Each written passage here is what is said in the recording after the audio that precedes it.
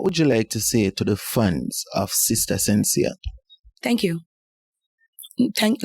Really thank you. Thank you for the love, the energy, for being there. There was, times in my life when, like I said, when two people hate me, I used to feel like the world hate me. But then when I realized the kind of love and energy I got, the two people don't even matter to me no more. Mm-hmm. My fans and the energy and the love of my fans is what helped me to build up my courage. I tolerate men. We live in a risky world, you know? Yeah. The Perspectives podcast is brought to you by TruVybz Island Prints. For the best quality t-shirts and prints, TruVybz is your only choice. The Perspectives podcast is also brought to you by Jaay Tattoo. For clean tattoos like these, book your appointments today. Welcome back to Perspectives Media. Tonight we're in St. Kitts again. You know what I mean? We're recording an episode that is, I would say it's long overdue, you know, and it's been a while coming. So tonight we have, how we can describe her? She have so much hats. We have a philanthropist, we have a DJ, we have a radio show host, we have a mom. What else? What may I miss out? You miss nothing. I am whatever you want to be, just know that I'm your next door neighbor. Really? Yes. Just like that? Yep. Yeah, so we have Sister Sensia in the building. And we actually travel to St. Kitts to see Sister Sensia. And we have a sit down in Sister Sensia. So Sister Sensia, for the people who might not know you, introduce yourself to the people. I'm Michelle Stokes. Most people know me as Sweet Sister Sensia. I am a radio show host. I'm also a host. I'm a DJ club. I'm a lot of things. I work, I'm an office manager. I'm quite a few things here. Like he says, I hold a few hats, but I'm humble with it. Okay, so before we get into everything we really go and get into, you know, what would you say you're most known for? I'll say I'm most known for the radio. Being a host on the radio. The TruVybz is second because globally I'm known as DJ TruVybz. Mm-hmm. But it all started with the radio. So at the end of the day, I'll just put it there. Right. So how did you get into radio? Actually, my dad used to be on the radio Choice FM, and sometimes at afternoons I used to be interested in going with him, and he would be talking on the radio while I was the one in the background mixing the music. Mm-hmm. And with mixing the music, I used to be the one who just used to go up, mix, and then one time he said that he had to go out because he got a phone call, and then he told me must just continue mixing music till he come back. But through watching him and knowing what he does, I just wait until he jump in the car and reach a certain way, and then I push up the microphone and I started to talk. And ever since that day, the boss man for the radio station said we need to give her own show. And what radio station was that? That was Choice FM. Oh, Choice FM. Mm-hmm.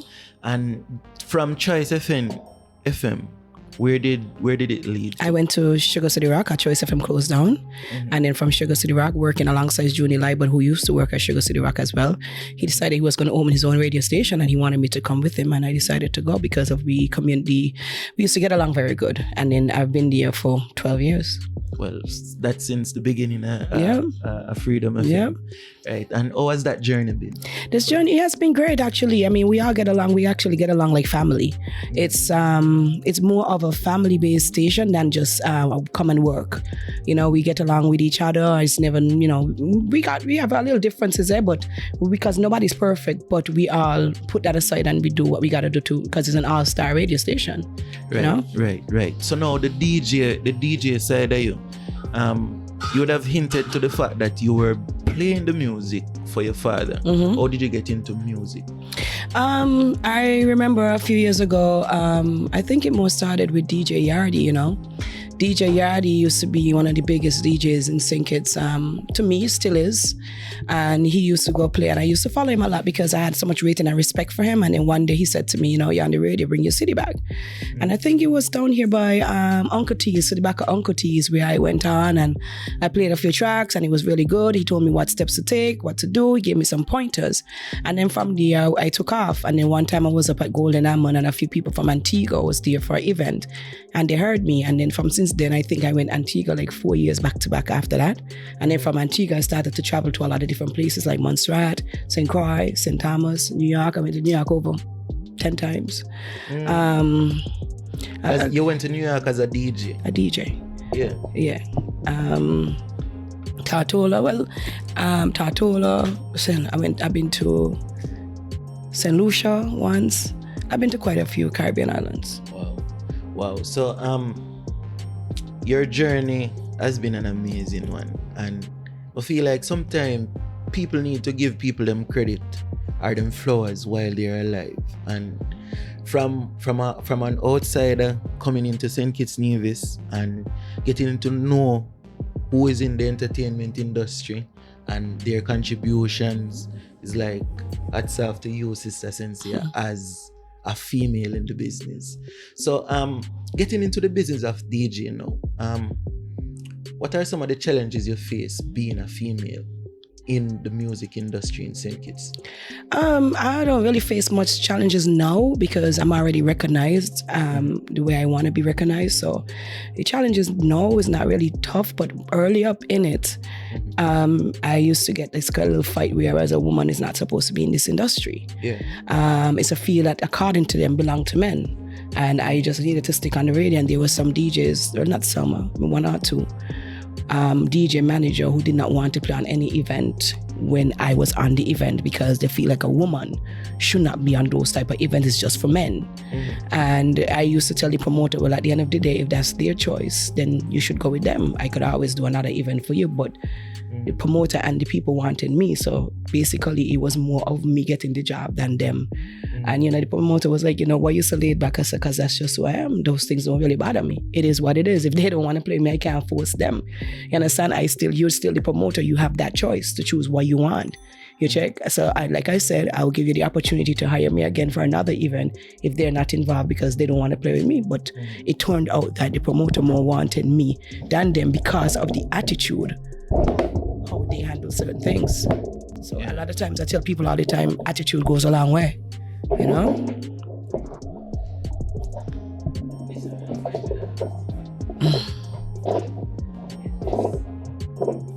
Connect. That's because of the It's probably your side not tight enough. Mine's is not slipping.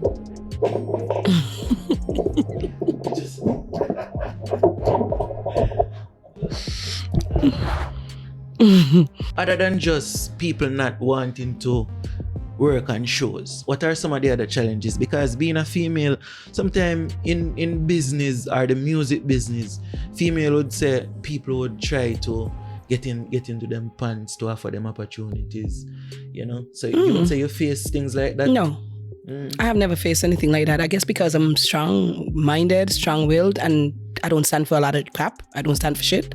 So honestly, with people knowing the type of person that I am, they would never take that approach.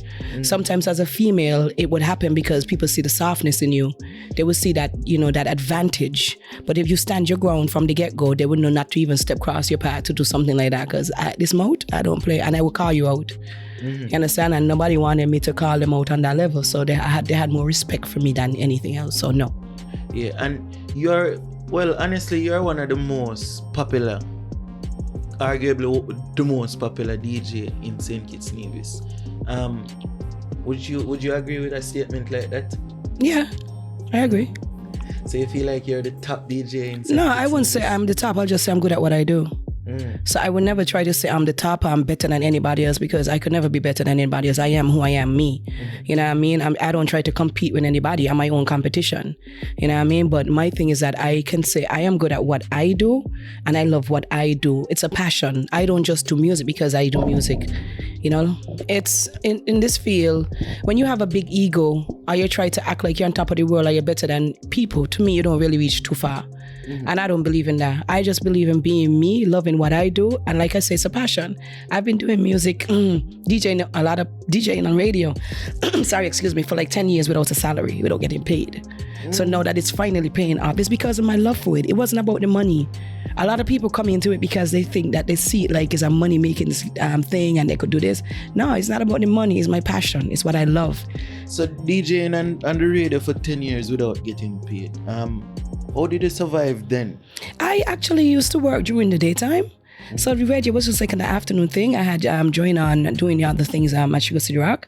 And sometimes when he got a little extra change, he would give us a little bonus, but to say like a steady salary, we wasn't on top of that. It's just something that we actually loved, and we just knew it was in us. So now we are here. We actually now getting paid for it. It's good, but it's still just there, because at the end of the day, it's just something that we love. It's a passion. Like a young lady came to me yesterday and told me she wanted to learn to DJ, and I tell her, okay, come, I'm going to teach you the pointers. And before I started to teach, I said, sit down there. I said, let me tell you something. Don't come into this DJ fraternity because you feel like you want to be a Sensia. You have to be a you, first of all. And number one, don't come into it because you feel you can make money from it. You have to come into it loving music. Do you love music?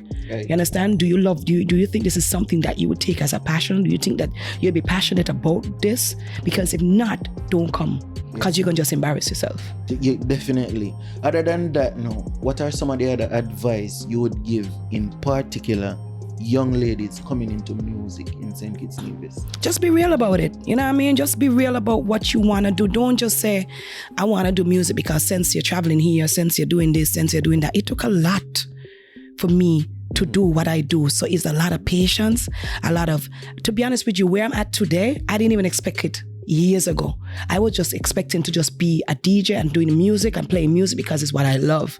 But at the same time, I still was pushing myself more and know that I could do more. So I don't want you to just look at me and say, I want to be like her. I want you to look at you and say, I want to be like me and a lot better than her. You understand what I'm showing you? But at the same time, you got to know that this is something that you're going to go into for loving it. Because if you're going to go into a job just to get a salary, you're not going to love it. You're not going to be passionate about it. Yeah, Perspectives Media, I know, and a lot of people see the glory, but them not see. They just ain't know the story. Yeah, they don't know the story and the journey and the sleepless nights up I edit video. Exactly. Sometimes you feel down, like in any business in the beginning. You have to be passionate about it or you're going to stop. Exactly. You're going to feel. Because if I wasn't passionate about what I do, I think I would have given up a long time ago. Right. So, something I always wanted to speak with you about. St. Kitts Nevis doesn't have any other female in the music business. Why is that so? They actually do. There's DJ Bubbles, who's a very good mixer. Yeah, but you mean a talking mic? I've seen her perform once and never again. She performs a lot. It's just that maybe you don't see her, but to me, she's very good, especially when it comes to mixing. I also had a DJ competition a few years ago, and there was Selector Dean, Shireen, and a few others who were showing that interest. And I personally felt like those females could have reached far if they had focus, right? But I guess it's not their forte, so they did something different. But like I say, you have to be passionate about it.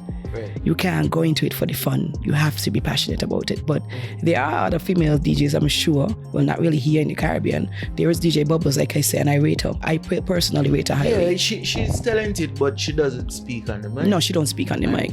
Not speaking on the mic as a female, no. It's like everything is already against you. So you are not speaking on the mic now. It's like something else. Yeah, a microphone is actually crowd control, because I tell people all the time, right? My power is in my mic, in my voice. Yes. You know what I mean? Because if there are thousand better mixers than you, Yes. There, but the voice. There's only one sister Sensia. The voice. It's different. Yeah, so it's like not speaking on the mic is a big downfall of hers, and that would take away a lot from what she does. Because alright, me see her perform about a year ago at Oasis Bar in Nevis, and somebody else took the mic and was working alongside with her, and you see where The difference was immediately, because she's mixing good. I told her hopefully one day this year me and her can actually do something together, somewhere on stage somewhere, because I would actually like to experience performing with another female, because I love females, I push females, I encourage females, you understand, and I don't want them to ever stop doing what they're doing or ever feel like, there was another female a few years ago, very good, chat the mic, right? But I think at the time when she was doing her thing, she was being influenced by other male DJs to fight against me.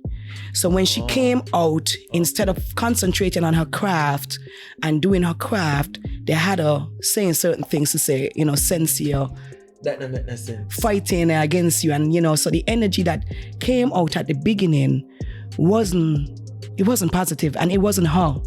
I will never blame her. It's what she was being taught. You understand what I'm showing you? It's basically she was being taught you got to go for the hard hitter and bring down the hard hitter to reach on top. That's how I feel. But honestly, her within herself is a sweet soul. She could chat mic to me. I used to commend her because she hold a mic, she could do it. You know what I mean? But ultimately that would lead to anybody's demise. Yes. Because if you see, a next thing to competition.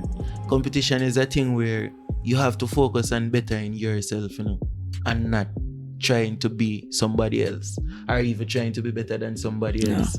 You have to try to be a better version of yourself before you try to compete with anybody. Yeah, that's true. And I mean, like I say, because I always, I get compliment where it's true.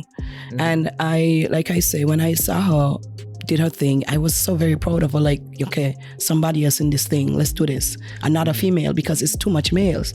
You know what I mean? But I felt like the males who was training her at the time was just not just leading her down the wrong road. And like, it's just, to me personally, I think that the males themselves had their own agenda. Yeah. And instead of doing what they had to do with their agenda, they tried to use somebody else. Yeah. You understand? And it just didn't work.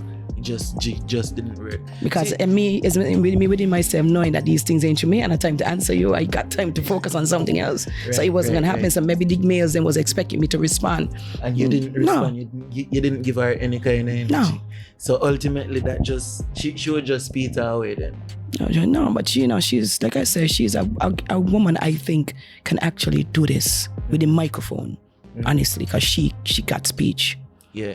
Okay. So earlier you speak to being a manager at an establishment. How do you balance being a manager at an establishment, being on the radio, taking bookings overseas and locally? So how do you manage your time and still manage to spend time with family? Balance. You gotta have balance and mindset. You understand? I'm a workaholic. And at the same time, I'm a mom. So what I do, I work 8 to 4:30 every day. I've been working in this job since 2006, but nobody knows about this job because I don't try to put it out there because everybody knows about the radio. And when I'm done, I get home like 4:45. I make sure I sit with my daughter, make sure she does her homework. If we have to practice any words, she do 15 minutes of a little class with mommy. We play. I give her a bath, I give her something to eat, and then I get ready for work at 6 o'clock. Come home at 9 o'clock. Sometimes she waits up for me. And, on the weekend, I tell people all the time, I don't work for nobody but God and my child on Sundays. Sundays, you have to be real special in a kind of way, like somebody dear to me, for me to come and do something for you on a Sunday. Because Sunday is for me and my child. And if I decide to go to church, I go to church. But Sunday is for me and her to do whatever she wants to do. If she want to go to the beach, she wants to play with mommy, we want to play Dolly House, whatever it is. Right. Sundays is yours. Make a lot of sense. I have to make time for that. Yeah. So, getting your child, how did that child affect your career? It didn't. None at all? My child was planned. Oh, so it was planned? Yeah. My child was planned. What happened is, a lot of people don't know the story, and I'm going to actually tell it here, is I wanted a baby probably like 2 years before her, and I was trying and it wasn't working. I wanted to make sure I was established. I have my house, my car, and I'm able to afford a child. I didn't want to rush into a child because people say, why don't you get a baby? Nobody can force me to do anything to please them. Right. And then what happened is I realized I wasn't being able to get a baby. And then I went and did a check by Jeffers. That's when I realized I had fibroids. Wow. I had fibroids You and know, yeah. Yeah, fibroids. It's a major thing in in most black people. Like, yeah, for me personally, it affected my mom because I have a young brother and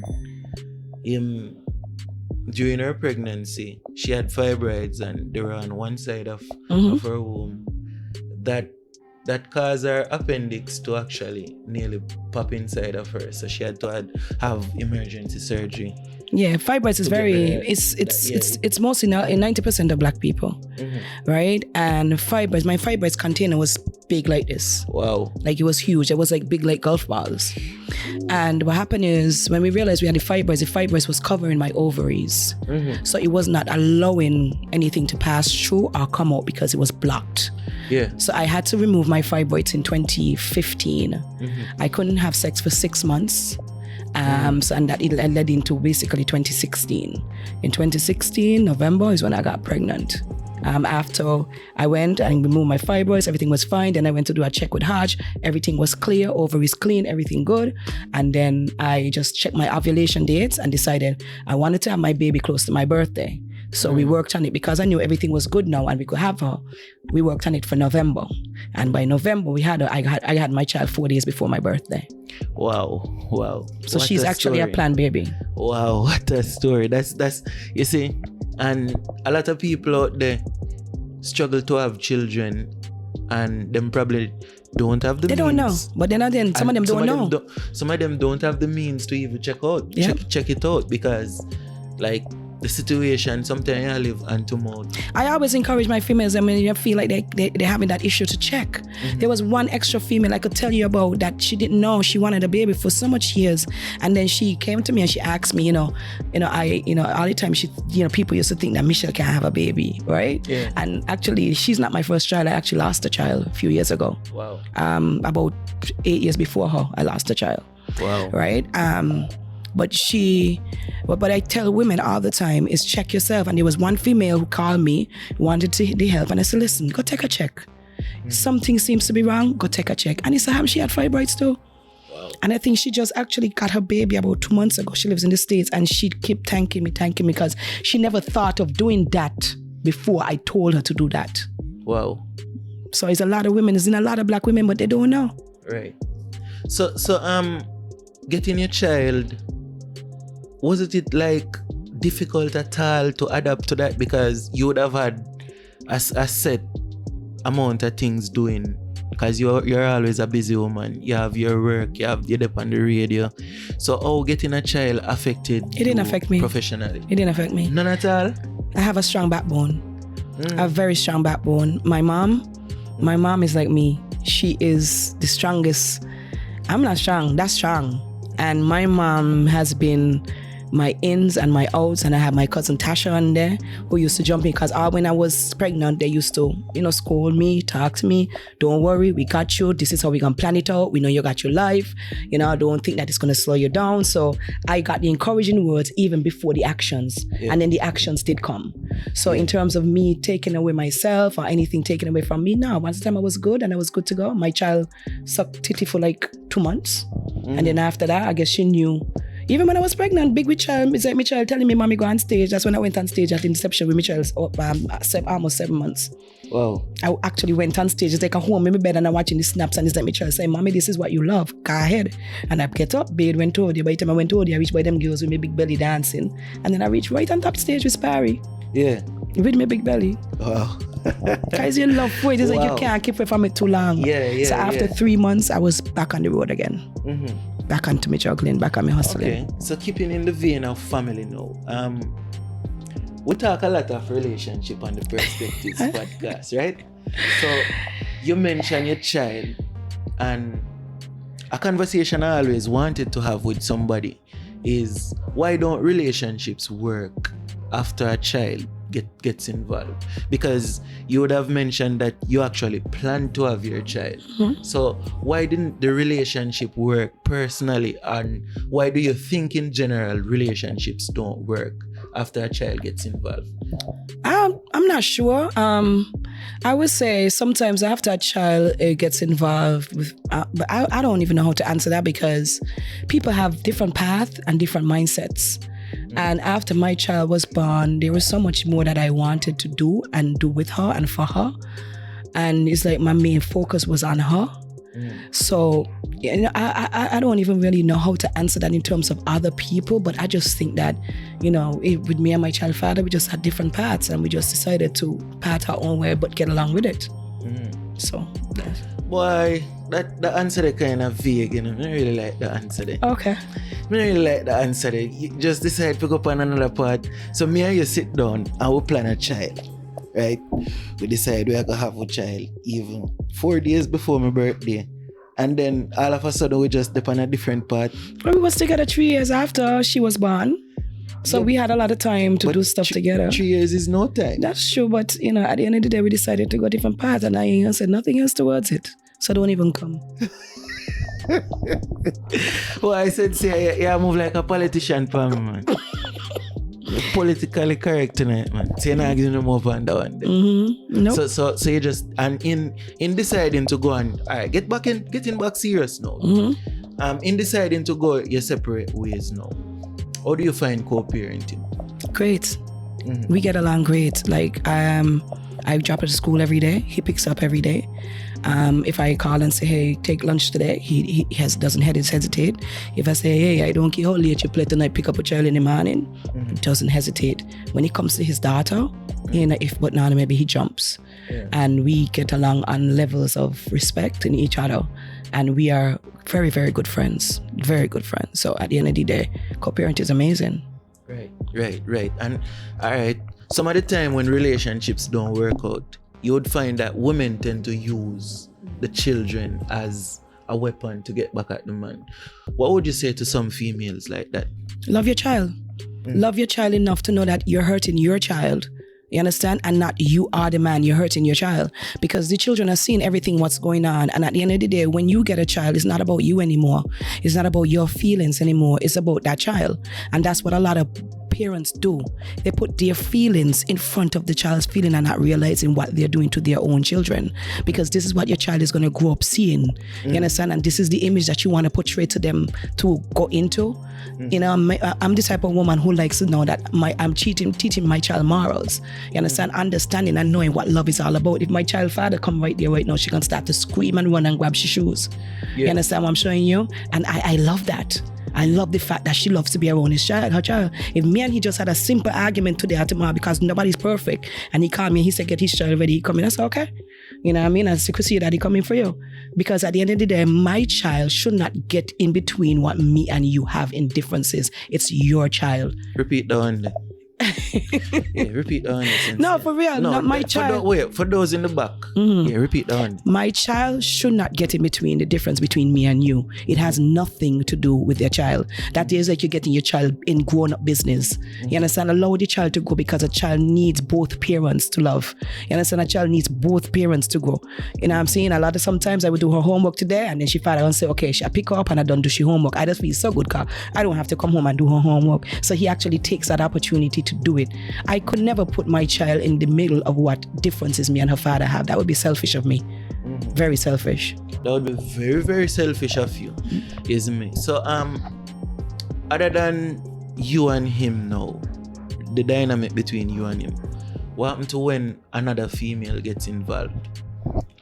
To be honest with you, I'm going to be straight up with you. There were times like at the beginning where I had a little energy towards him carrying my child around females. I'm going to be honest.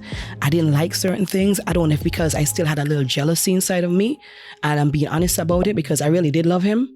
And I had an energy, but then after a while, when I sit back and I think about it, I was like, it wasn't fear. It wasn't fear towards the child. At the end of the day, I said to him, look, once she's going to love and respect my child the way I would love and respect my child, no problem. And what happened is my child was at an age to where she could talk. So if anybody do my child anything, I would know.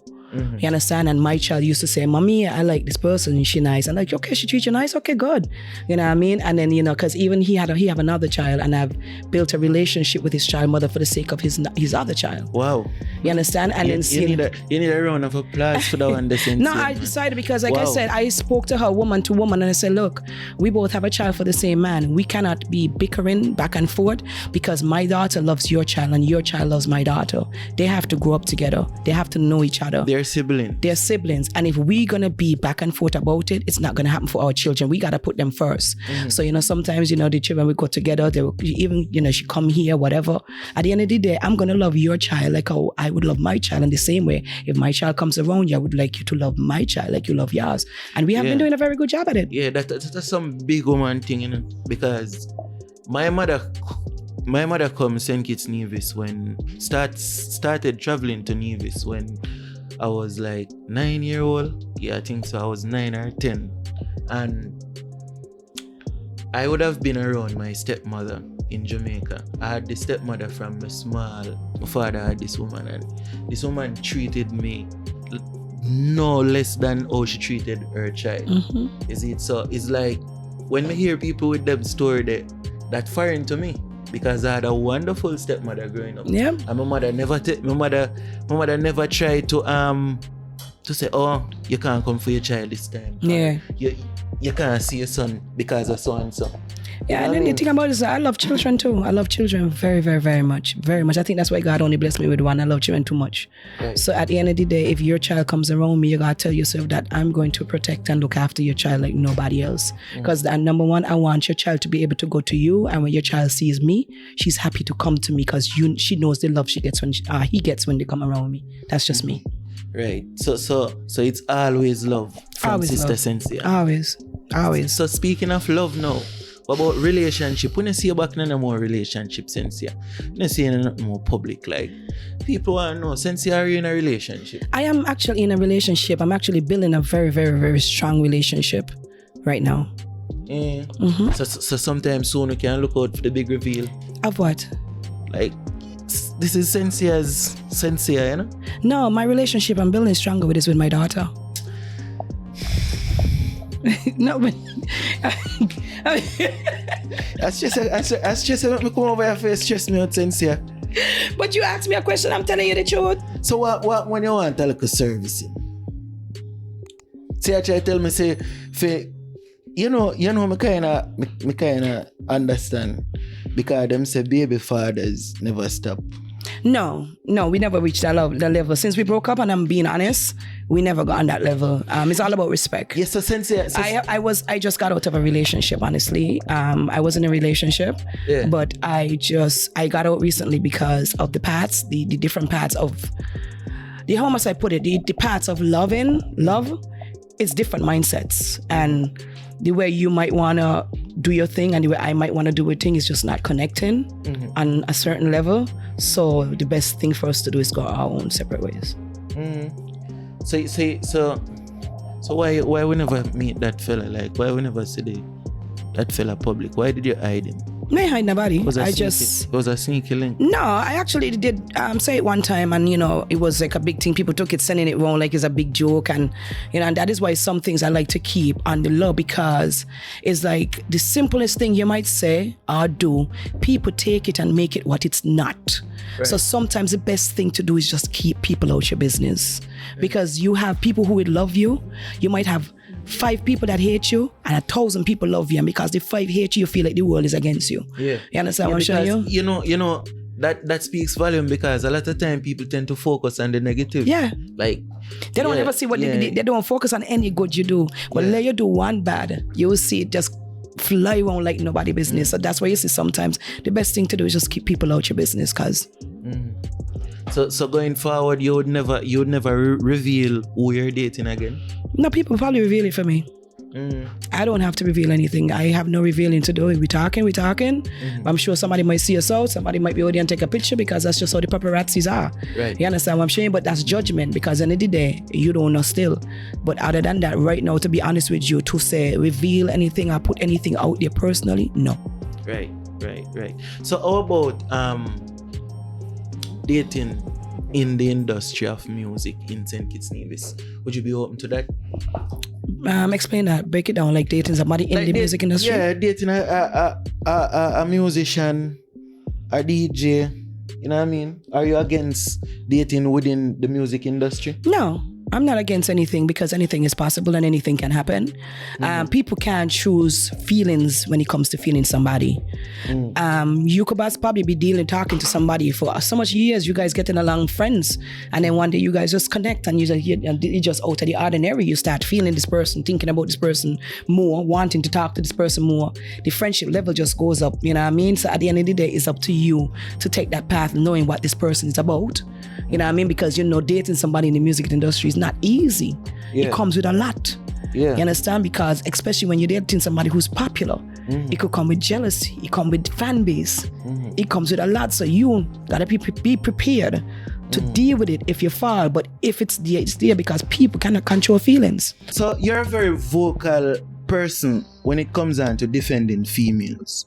And a lot of times we see people or women say they are feminists, but I don't think most of these females are actual feminists. Like, they would say they are feminists because, number one, they want to have multiple sexual partners and not be judged for it. They want to do things that are acceptable for men to do, but not acceptable for women to do. Like, you know what I mean? Like a lot of man. Hoeing. So what kind of feminist are you, Sister Sensia? I mean about that life. I'm gonna be honest with you, I got a daughter. And I respect my little one. I have to teach her. I have to do certain things. Let me tell you something. Since I get a little girl, my whole mindset was just different. Before her, I didn't care. It was whatever. You know what I mean? Let me do me. It's whatever. But no, when you think about it in the long run, you know what I mean? And you look back on certain things, you wish you could have done it a different way. A lot of times people enjoy the moments without thinking about what's ahead. You know what I mean? And I used to be where I was like, I just didn't care. It's whatever. But then, after a while, you realize, like, you become a mother now and you have to set certain standards for this little girl who's looking up at you. It's like, doing all of that and thinking that way? Nah, I'm bringing out. No. Nah. So what kind of feminist are you? I would just say I'm just an outspoken person, to be honest with you. Outspoken. I speak the truth. I speak facts. I speak life. I speak reality. I speak relationship. I speak it all. You understand? I'm more of an outspoken one that talk it like it is. You know what I mean? Right. So talking it as it is now. I see that you're into promotions. You keep a lot of nice events, and I see the team in your events you like to be elegant about doing things. How did you get into promotion? I've been doing promotion a while back, with my birthday parties, my birthday events. I used to do this kind of. I always used to do this sneaker event. I had to do a sneaker and jersey event. You know what I mean? I even did the Clash the female DJs. It's just something that I love to do. It's tiring, eh? It's a lot of work. But at the end of the day, sometimes you just gotta keep doing, because at the end of the day, you want to do something to make something. You got to. So recently we see Echo. There's a big uproar about Echo, and there will be a part of the licensing of getting permits for events. How do you feel about that? I'm not too happy about it, but what can I do? You understand what I'm showing you? I mean, it just dropped on us like. But at the same time too, we were being warned quite a while by fans. Yeah. But a lot of people was not listening, watching on, and understanding. So I wouldn't really say it dropped on us like a bomb. It's something we've been hearing about, but then now, for how they approach it. The approach of it, for me, I didn't agree with. Yeah. You understand, where you're forcing people's hand. You have to, basically, when you're going to get a permit, the police telling you that you can't get this permit without this. I felt like we are being forced because you don't have to pay for license that you have to be paying inland revenue. You have to pay your taxes. You have to have your business license that we're paying. I have been paying for years. You understand what I'm showing you? You have to pay your taxes. Then they had us pay for permit for police and all that stuff. Then now Echo come on board. It's like whatever we basically making, we're making it for these things. We ain't really making it for us. Yeah. And these things, sometimes you gotta pay for this without even knowing if you're gonna make this. You understand? Because say for instance, you gotta pay for a permit for Echo. Okay, and then you gotta pay this money, that money you might gotta pay. Say pay 200, 150 for the single license. Suppose me make $70. You understand what I'm showing you? And I still got to pay. I don't know about now. I still have to pay for police. Still have to pay for permit. You understand what I'm showing you? And suppose only 2 people show up at me even. So at the end of the day, but it's mistake. It's mixed mistake, but at the same time, it is what it is. We gotta live with it, innit? So what can I do? What can I say? Yeah. So what about other than just Echo now? We see since COVID, them implement this time restriction. Me used to the time restriction from parties from Jamaica because the violence and so. But they have used COVID to say party have to stop 3 o'clock, like them not get permit for after certain times. So what do you think about that? Because the culture in St. Kitts Nevis is people get out late. So now you're gonna close off a party. 3 o'clock. And people don't start coming out until like 11 o'clock. By 12 o'clock, them start get nice. In terms of no drinking, no start until 2 o'clock. You know? So by the time people get into the groove of the party, we gotta shut off. What do you think about that? I honestly don't like it. I think it's crap. Because end of the day, to be honest with you, if people enjoying themselves and it's violent free and no energy is given, allow people to enjoy themselves. You know, so I just feel like sometimes the police, they're just tired and want to go home and they want and walk and, you know what I mean? But just if they're tired, change shift. You understand? At the end of the day, if people don't pay now to do whatever, change shift then. You understand what I'm showing you? But I just feel like if a session is going on good and there's no crime and people enjoy themselves and people are hanging out, allow them to. You know what I mean? It's like you to me, training people in is like people is children, like we in a crib. Yeah. You understand? Like we in jail, like we ain't got a choice. Yeah. You know, and it's just it's ridiculous. Sometimes the band or the DJ, they may even get to play because how the time just run down is like everybody just get cut. So some people ain't get paid. But I wouldn't say ain't get paid because honestly speaking, rightfully, if you hire me for a session, right? And I'm going to put this out there because a lot of people don't understand this. If you hire me for a session and you tell me to be there for a time and my time is 9 o'clock and I'm there for 9 o'clock to play, but I'm there for 8:30, 9 o'clock and you don't have your session, you ain't do your timing properly and session gets stopped, you still got to pay me for my time because that has nothing to do with me. You as the promoter too, when you say one settle, have to have your proper timing settled that if this is the time they give you, then this is the time you got to get people playing. A lot of times you have session whereas a DJ is hired and they say 9 o'clock, but because you're a top DJ, you're doing this, or I won't say top DJ because even DJs who ain't really got, that height, they'll still do it.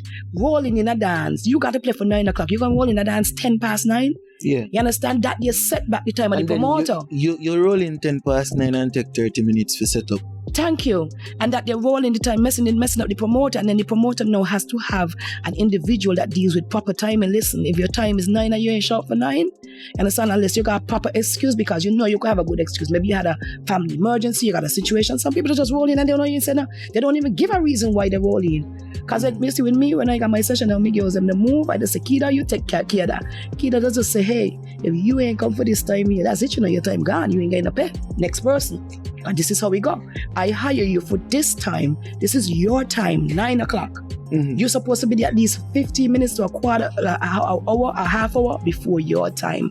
You cannot come 15 to 20 minutes after your time and feel like it's okay. So that you also set back some people who are supposed to get to play and maybe the one at the end don't get to play because you mess up. And then the promoter ain't want to pay them because you mess up. That ain't fair to them. They're there a long time waiting. You understand, for their time, and because you mess up your time, everybody's time must get messed up and then got a problem to get paid. Okay then. So now, continuing on about timing now, a conversation me always gonna have with DJs is, does the time that Sister Sensia play matters?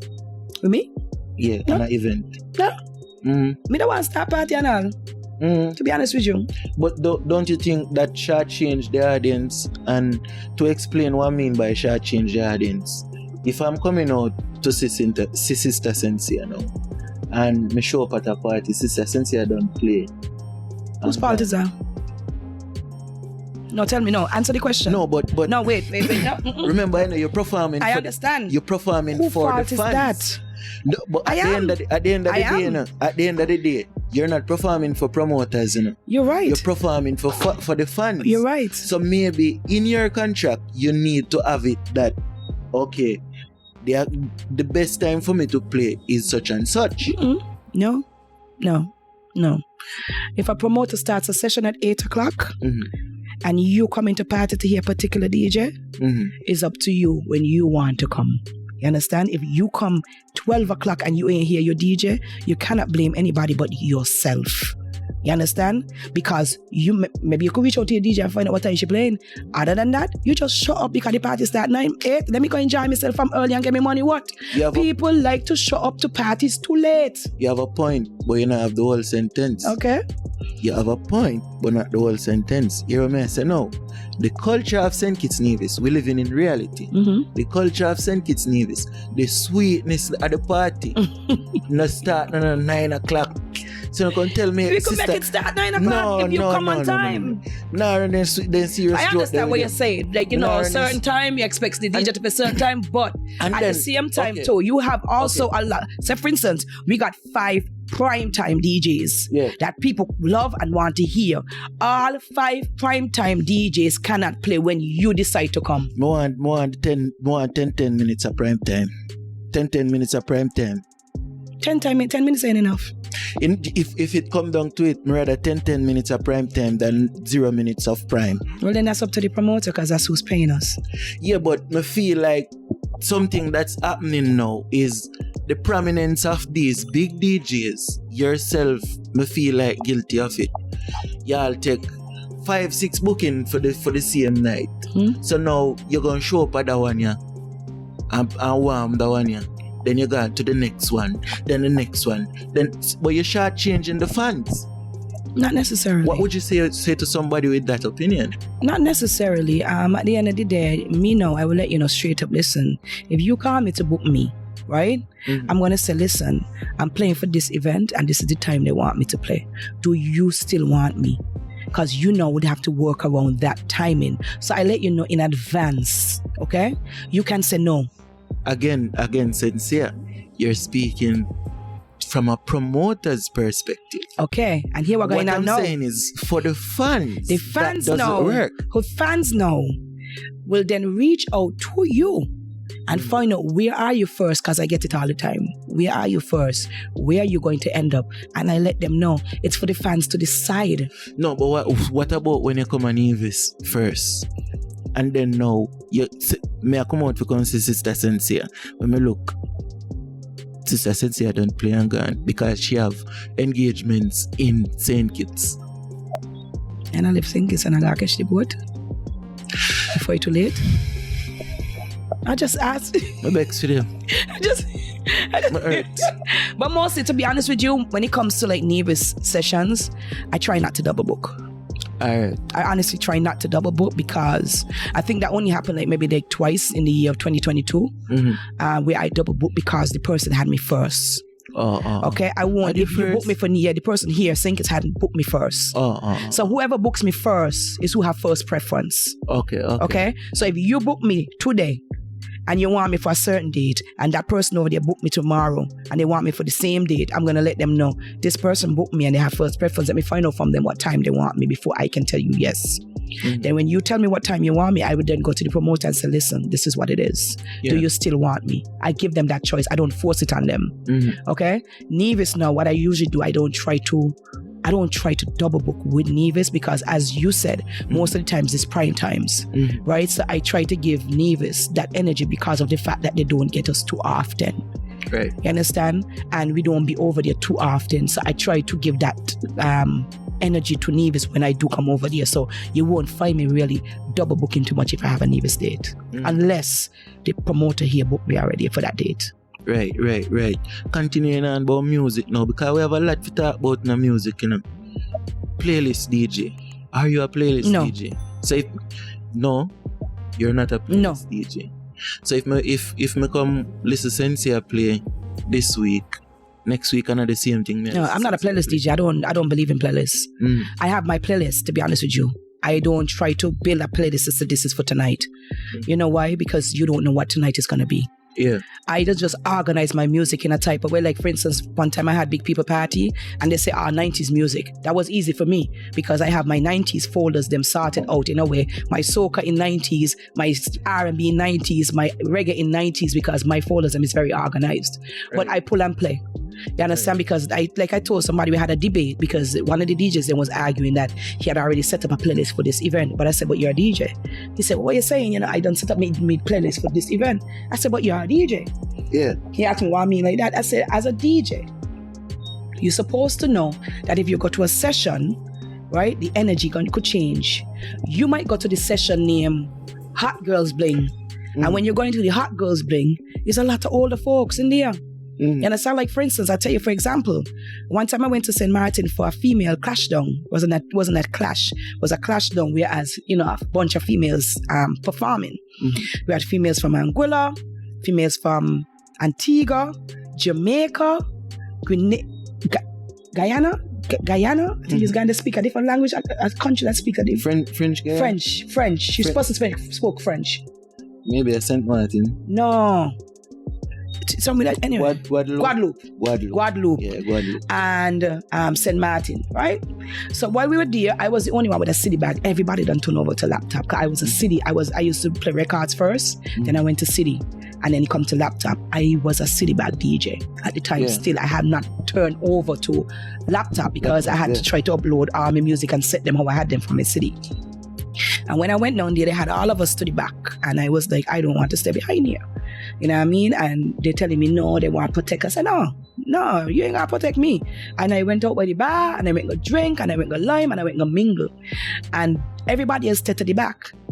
What they did not know was the people that was in the party was grown people in their 40s and 50s.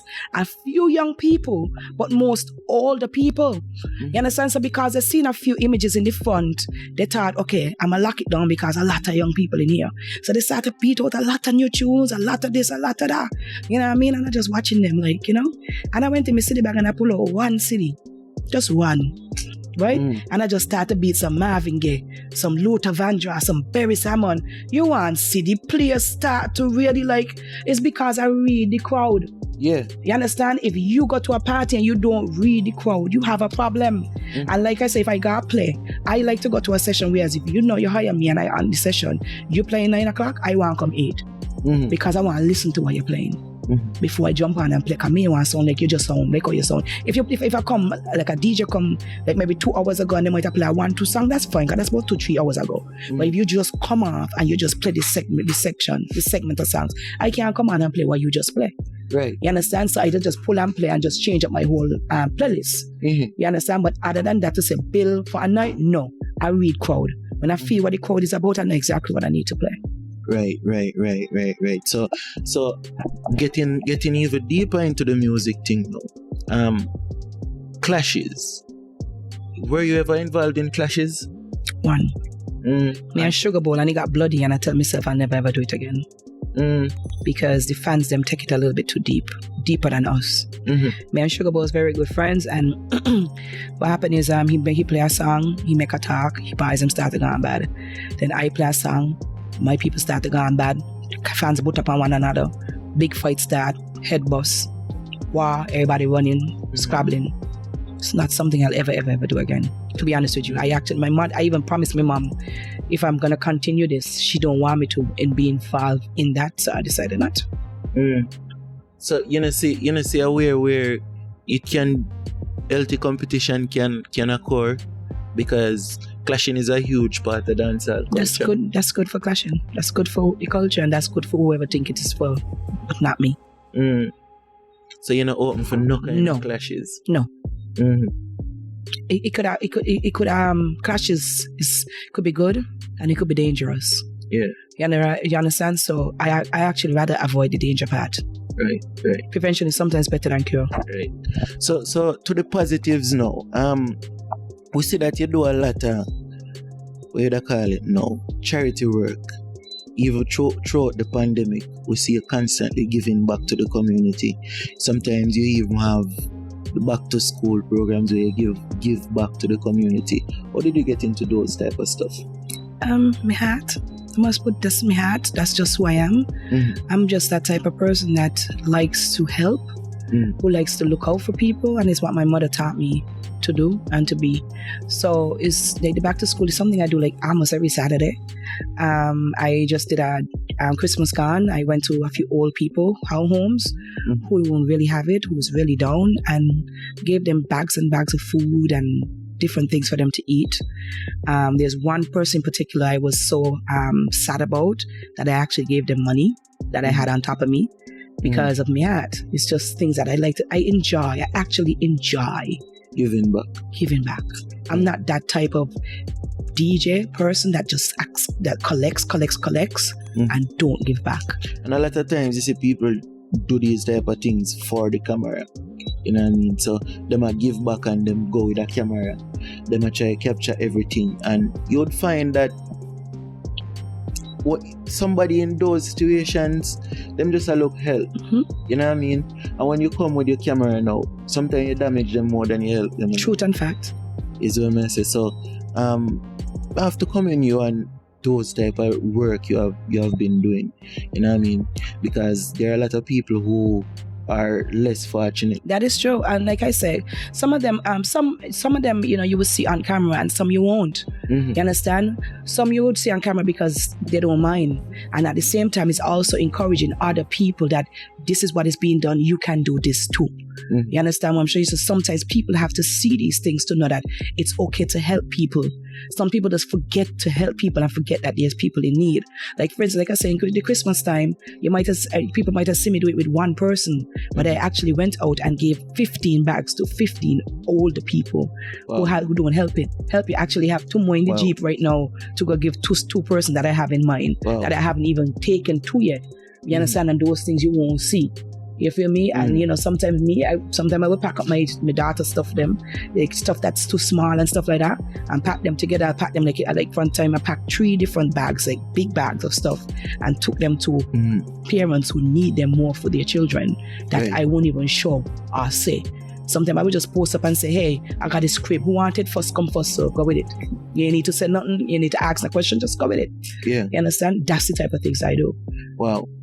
And you see that rare too, because a lot of times, as me tell you, people give and them take it tell you. You know what I mean? So again, Sister Sensia, we have to commend you for that. You know what I mean? Because that's rare. That's rare.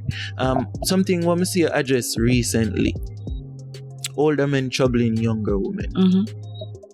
Why did you choose to address that at that point? Because a situation happened over the weekend, and situation's been happening for a very long time. I actually witnessed where a few years ago, where a gentleman troubled a little girl, and it was supposed to be huge to me. It was huge to me. It was home for me. It was touching for me.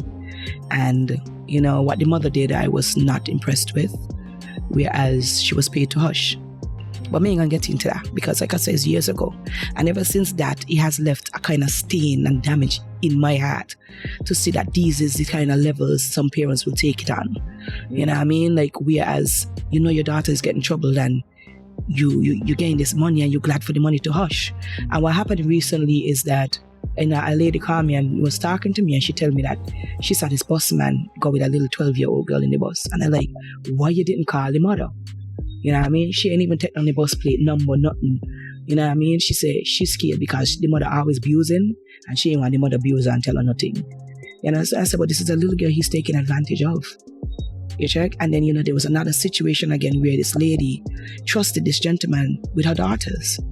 She went to a different island. She thought the children supposed to be the father, calling. Nobody get to them. Apparently, the little girl, wasn't there. They couldn't get the little girl. She come back home, changed she flight, come back, both. When she come back, the little girl was just acting different, not knowing like a few months down the little girl got pregnant. You understand? When whatever happened, the little girl spoke out and said that the man raped her. But she couldn't talk about it because she was scared. You know what I mean? Apparently the situation is ongoing and it's in courts and different stuff. But, you know, all of these different stories touch me. And then hearing about the stories them on the weekend, especially like with the 12-year-old and, you know, it hit me. It hit me because I got a daughter. She young, but I got a daughter. You understand? And therefore, since I could speak out for other people's children, I can speak out for mine, so I can speak out for others, because at the end of the day, these people need to understand that this is a serious crime. It's 25 to life. When it comes to minor children, and that's what people fail to understand. You could do 25 years for a child under the age if get caught.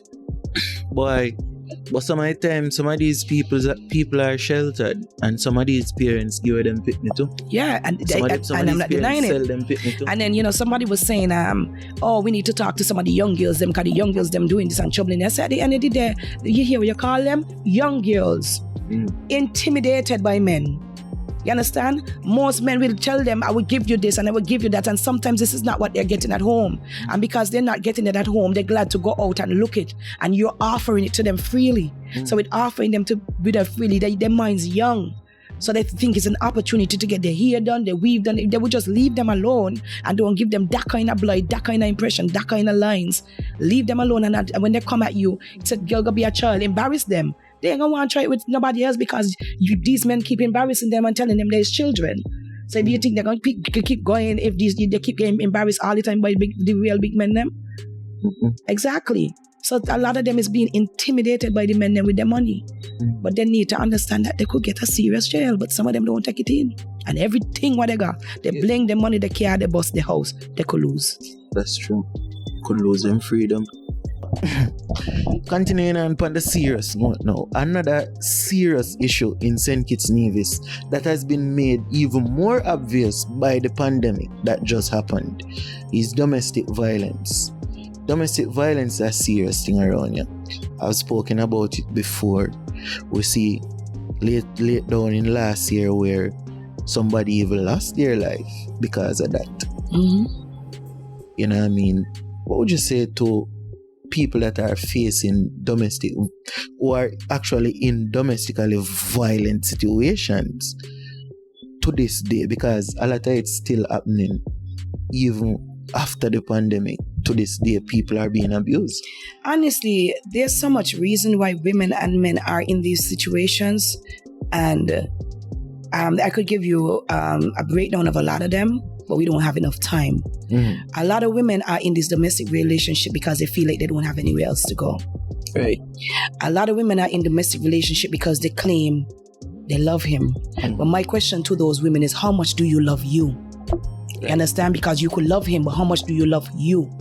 A lot of them stick around for the sake of their children, but what about if it comes to a point where you don't even get to live to see your children grow because you're stuck in that situation? A lot of them stick around because he bribes them with money, he bribes them with flowers, he bribes them with I'm sorry. You understand? To me, if a man hit me, he gonna hit me again. And he gonna hit me again, and he gonna hit me again. So the first hit you try to hit me with, you could either do two things. Get it back, or just tell yourself, hey, not even tell yourself, because if you try to hit me, that's it. Because me playing with, I do not like the hitting. Don't hit me. You understand? Talk with your mouth, block me, say what you want about me. You could call me all the names in the book, just don't hit me. You understand? And I cannot rate or praise anybody that hits women or even hits men. So have you ever been in a domestically violent situation? I was. I honestly was. How did you muster up the courage to get out of that? I like fight. Well, I said, see, that no sound. I like fight. Not now, but I used to like fight. Oh, so you can say, I defend. Would you say you were the antagonist in the situation at times? No, I would be honest with you. He just used to like his hand, and what happened is, I think once I had let him get away with it, to be honest with you. Because, you know, like I say, women, when we something you love. You understand? And it'll be hard for you to walk away when you love somebody. But then when I realized that the second time you come back again, that is when the beast in me come out. You understand? And he saw a part of me that he didn't want to mess with. You understand? Because I was a tomboy in school. Fighting was my thing. That was just like my thing. You understand? Me was the girl that you trouble my friend, me coming for you. me needed nobody to come for you because I was like a tomboy. I used to wear my jeans, my sneakers. Yeah, I wasn't into girls, but I was into climbing tree. I was into going to key and field. I was into fighting. And me don't really fight with girls. I used to fight with boys. That was my thing. But I had just, kind of calmed down and, get the boyfriend thing and, but he was more of very aggressive. And like I said, I had allowed it to happen once and we talked it out, sorry, blah, blah, blah. But then the second time it happened, he saw a side of me that he didn't even know was in me and he never tried again. Because I was actually on the verge of killing him. Wow. I'm being honest. Like, I actually, like, pull a meat chop and was, like, it's like 3 men hold me down. Wow. No, I'm being honest because I just got angry. Like, the blood in me, like, why? Second time. So, Sensia, what would you say to someone in that situation then? Because everybody have the courage for fight, You know what? I could sit here and say, love yourself. I could sit here and say, run. I could sit here and say, you don't need that in your life for you and your children and all that stuff. The only thing I'm going to say to you is this. How would you feel if that tomorrow this man or this woman hits you and you don't even get to live to see another day? That's when you need to ask yourself this question. Am I where I need to be today? And then everything else is up to you. I can't tell nobody what to do. I will never tell anybody what to do. I can't say, get up and leave your man. Get up and not me. If you want to stay there, that's on you. But how would you feel if you have to wake up tomorrow? I must say, not even wake up tomorrow. How would you feel if tomorrow your children wake up and mommy or daddy ain't there no more because that person that you claim you love so much kill you because of anger? It's up to you to stay where you be. Wow. So in closing off now, Sensia, what would you like to say to the fans of Sister Sensia? Thank you. Really thank you. Thank you for the love, the energy, for being there. There was, times in my life when, like I said, when 2 people hate me, I used to feel like the world hate me. But then when I realized the kind of love and energy I got, the 2 people don't even matter to me no more. My fans and the energy and the love of my fans is what helped me to build up my courage to be the person that I am today. You understand? Because once ago, certain things used to affect me now. I'd be like, okay. I'm that okay person. Okay. Wow. She said, okay. You know what I mean? I am not the type of person who would respond, would answer back. Even when some social media try to tear me down, try to bring me out and say things about me in a negative light, you'll never find me answering them. Wow. Never. I make a time. Because if I had to sit down and focus on what they have to say about me, I wouldn't be sitting down and focusing on my next move to make things better for my daughter and my life. Right. You understand? So while they're sitting down and focusing on me, I'm sitting down and focusing on myself. And what's that next move for Sister Sensia? You'll just see it. You won't hear about it. Alright. So people, you have come to the end of this an amazing episode of the Perspectives podcast. Remember to like, share, and subscribe. You see how 2023 start? Never gonna say much more. You know what I mean? So until next time, we're out. Hoy, and I said nobody now believe it. Well, if the me say I beat it. Me and the pastor, me not go preach it to how we all it down. Yeah, man, it's Dejour, you know what I mean? Giving you a different perspective on Perspectives Media. Easy.